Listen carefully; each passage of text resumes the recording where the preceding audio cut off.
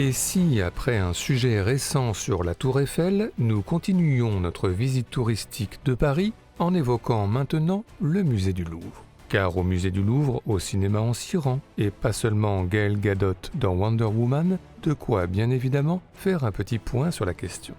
Alors tout d'abord, quelques documentaires, souvent produits par le Louvre, sont entièrement consacrés au musée, à commencer par La Ville Louvre, que réalise Nicolas Philibert en 1990, et qui dévoile les à côté du musée, le travail souterrain. On y voit notamment le personnel de nuit et leurs lampes torches, la circulation dans les sous-sols en roller, le nettoyage au sol ou dans les airs, et puis le redéploiement des œuvres, délicat. Pas de prise sur toi. Ou encore le réaccrochage des œuvres, encore plus délicat. Regardez bien ensemble, que ça fasse bien droit. La coulée de retard, essaie de rattraper. Allez, go! À part ça, le cinéaste russe Alexandre Sokourov a lui aussi réalisé un documentaire sur le Louvre, Francophonia, et plus précisément sur le Louvre sous l'occupation, un film qui mélange images d'archives et reconstitution. Sinon, hors catégorie, citons Une visite au Louvre de Jean-Marie Straub et Daniel Huillet, exploration d'une dizaine d'œuvres majeures, par exemple ce Femmes d'Alger dans leur appartement de Delacroix, rythmé par la retranscription d'une conversation entre Paul Cézanne et le critique d'art Joachim Gasquet. Il contraste toutes ces nuances poivrées, voyez, avec toute leur violence, la claire harmonie qu'elles donnent. Sinon un documentaire célèbre, 1974, Une partie de campagne de Raymond Depardon, qui suit la campagne présidentielle de Valéry Giscard d'Estaing, alors ministre de l'économie, à sa séquence au Louvre, et plus précisément sur ses balcons, car en effet, à l'époque, le ministère de l'économie était encore au Louvre avant de déménager dans le quartier de Bercy en 1989. Mais encore, hormis des documentaires, le Louvre a également produit quelques fictions, et notamment ce Visage de Tsai Ming-liang en 2009, dans lequel Li Kangsheng tente de réaliser une comédie musicale au Louvre, avec notamment Jean-Pierre Léaud, Laetitia Casta et Fanny Ardant, mais bientôt le tournage qui dégénère, et les acteurs qui se perdent dans les escaliers de service ou dans les sous-sols, avant de réapparaître finalement dans les salles du Louvre sous l'égide du Saint Jean-Baptiste de Léonardo de Vinci. Mais à part ça, évidemment, le Louvre, abritant de nombreux trésors de l'histoire, certains remontant à des milliers d'années, a inspiré quelques fictions fantastiques ayant trait aux fantômes. C'est le cas illustre du roman Belphégor d'Arthur Berned, adapté notamment en 1927 par Henri Desfontaines, avec un fantôme hantant la salle des dieux barbares. Un roman également adapté en 2001 par Jean-Paul Salomé, avec ce même fantôme hantant cette fois l'escalier principal à l'ombre de la victoire de Samothrace. Mais enfin, l'adaptation la plus célèbre reste évidemment cette version télé de 1965, réalisée par Claude Barma pour une apparition spectaculaire qui a traumatisé toute une génération de téléspectateurs. Un musée du Louvre et ses fantômes qui nous amène évidemment au Da Vinci Code de Dan Brown, adapté par Ron Howard, avec dès l'ouverture Jean-Pierre Mariel, directeur du musée, pourchassé et bientôt tué dans les couloirs du musée, et Tom Hanks aidé d'Audrey Tautou de mener l'enquête à la recherche d'indices devant la Joconde, et plus tard autour de la pyramide. Sinon, Tom Cruise, lui aussi, s'est rendu à la pyramide du Louvre dans Edge of Tomorrow pour y déloger des extraterrestres belliqueux ayant choisi la pyramide comme repère.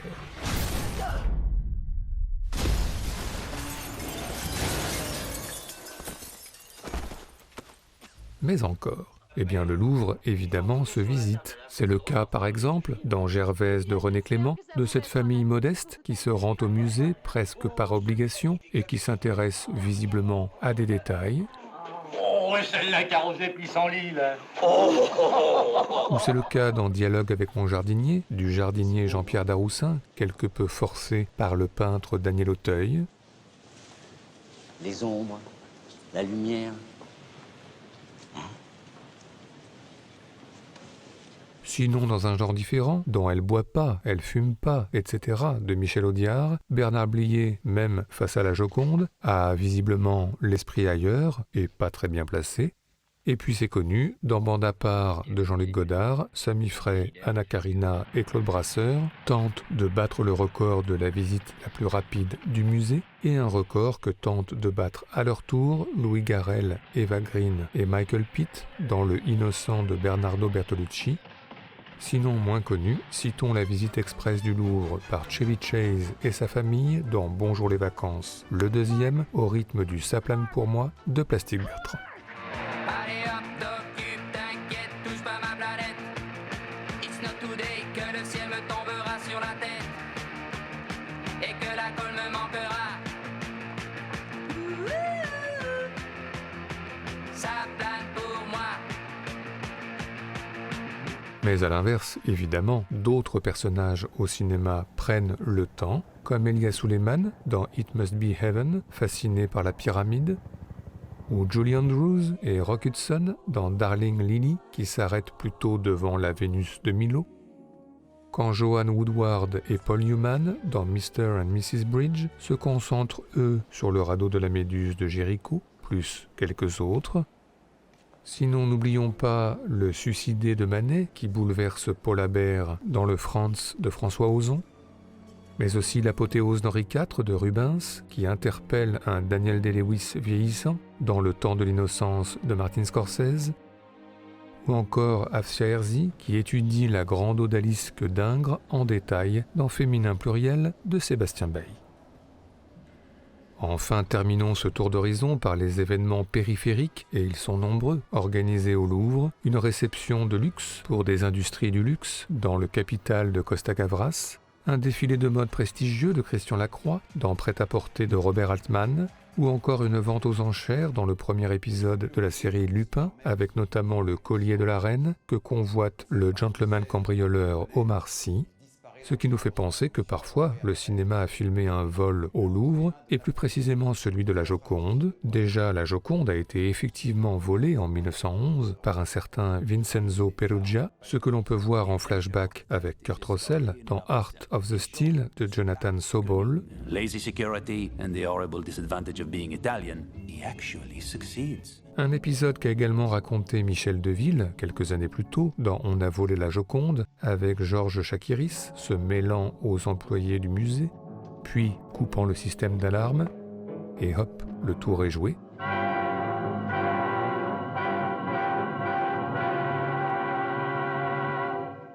Notons que dans les Looney Tunes, passe à l'action, Bugs Bunny et Daffy Duck, eux aussi, veulent voler la Joconde, mais Brendan Fraser veille. Way ahead of you. No. Look, don't touch, right? Yeah. Enfin, à la fin du récent Red Notice, Dwayne Johnson, Ryan Reynolds et Gail Gadot, encore elle, s'apprêtent à dérober une œuvre importante du Louvre sans que l'on sache laquelle, mais bon, ce serait la Joconde, que cela ne nous étonnerait pas. Alors, étant donné les convoitises, mieux vaut prévenir. C'est ainsi que dans 2012, alors que la fin du monde est annoncée et que les pillages au dehors ont commencé, la Joconde est mise en lieu sûr et remplacée par une copie. Enfin, elle sera désormais en sécurité, cachée, au fond d'un coffre, fut-il suisse. Du coup, on se perd un peu entre originaux, copies et faux, comme le montre cette scène entre Matthew Broderick et Penelope Ann Miller dans Premier pas dans la mafia. Wow, what a job they did. Job? Copying job, yeah. Down to little cracks and everything. Oh, this isn't a copy, this is it.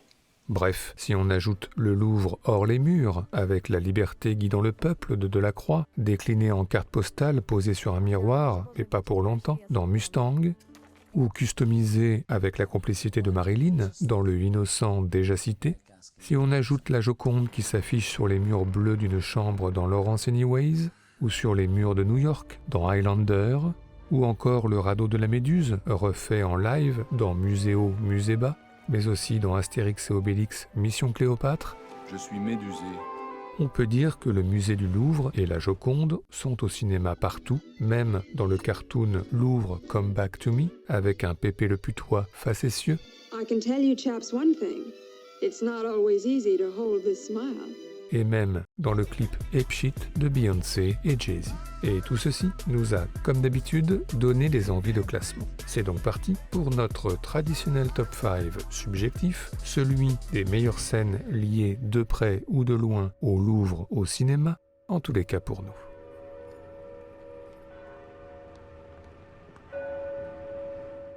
Notre numéro 5, de nombreuses personnalités au cinéma se rendent au musée du Louvre et toujours pour des collisions qui font sens. Ainsi dans At Eternity's Gate de Julian Schnabel, Vincent Van Gogh, incarné par Willem Dafoe, se rend dans les allées du Louvre pour y chercher l'inspiration et admirer les grands maîtres.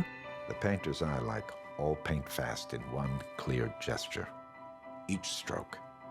Et puis, il y a Nureyev, le biopic que Ralph Fiennes a consacré au célèbre danseur, incarné par Oleg Ivenko, lequel se rend à de nombreuses reprises au musée, principalement l'Ermitage et le Louvre, pour y trouver l'inspiration devant le radeau de la Méduse ou au milieu des statues, avec notamment ici un montage parallèle d'autant plus beau qu'il est silencieux.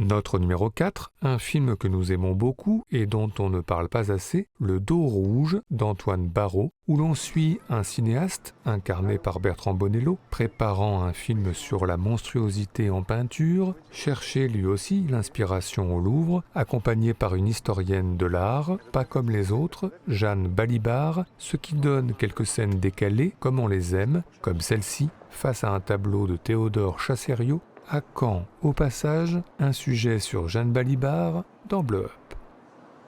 Je comprends pas. Je comprends pas ce que je vois. Sœur de l'artiste de Théodore Chassériau. Oui, merci. Mais pourquoi? Où est le rapport? Ah bah, à vous de me le dire. Oui, enfin, vous me faites pas un test Rorschach quand même.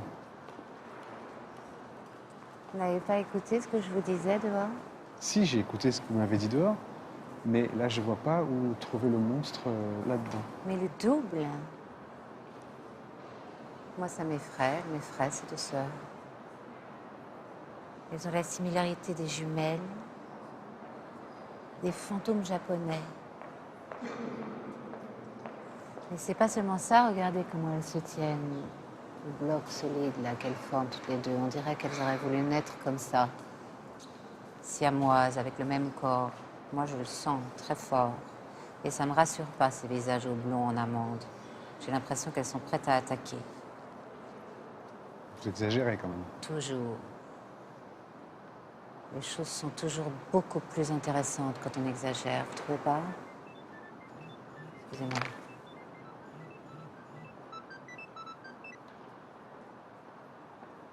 C'est Liabi.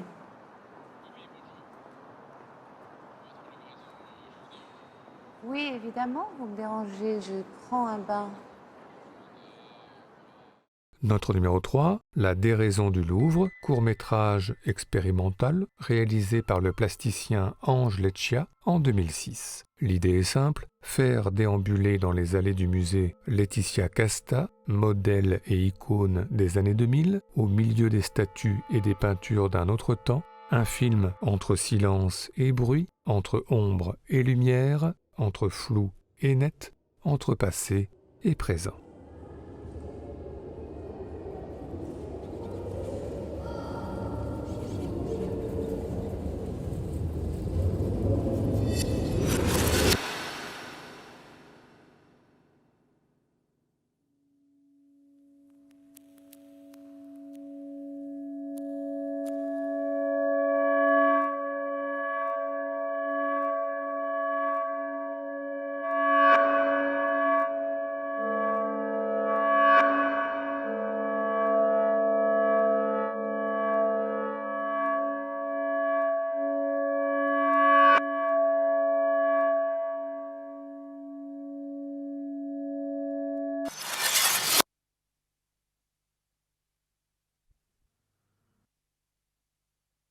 Notre numéro 2, cela fait longtemps, trop longtemps que nous n'avons pas cité Audrey Hepburn dans Blow Up. Ce sujet sur le Louvre permet de réparer l'anomalie, car dans Funny Face, c'est connu, Audrey Hepburn descend les escaliers du Louvre et dialogue avec la victoire de Samothrace devant l'objectif de Fred Astaire, avec cerise sur le gâteau, l'inversion savoureuse du rapport de force entre photographe et modèle. All right, Marcel. Lights. Joe, where are you? Tell me when you're ready. Say go. I'm ready. What are you going to do? Never mind what I'm going to do. Just say go. All right, go. Holy Moses, you look fabulous. Stop. Stop. I can't stop. Take the picture. Stop. I don't want to stop. I like it. Take the picture. Take the picture.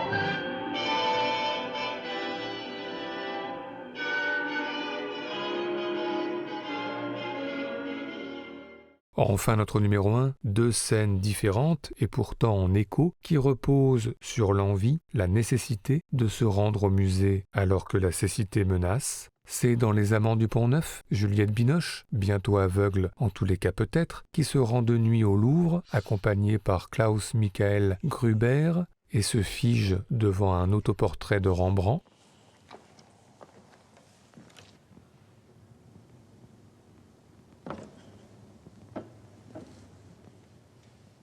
Et puis il y a dans Visage Village, l'un des derniers films d'Agnès Varda, une scène à la bande à part de Godard dans laquelle Agnès Varda, qui sait que le temps est compté et sa vue déclinante en est un signe, se rend au Louvre, accompagnée par l'artiste JR, pour y admirer une dernière fois les chefs-d'œuvre de Botticelli, Arcimboldo, Delacroix, De Vinci et tant d'autres.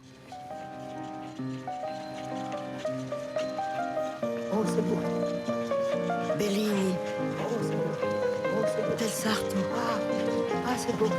Ah. Lorenzo Costa. Ghirlandaio.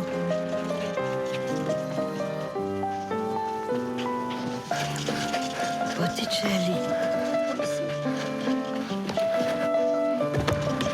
Aïe. Ouille. Raphaël. Oh. Oh, là, Arcimboldo, l'été.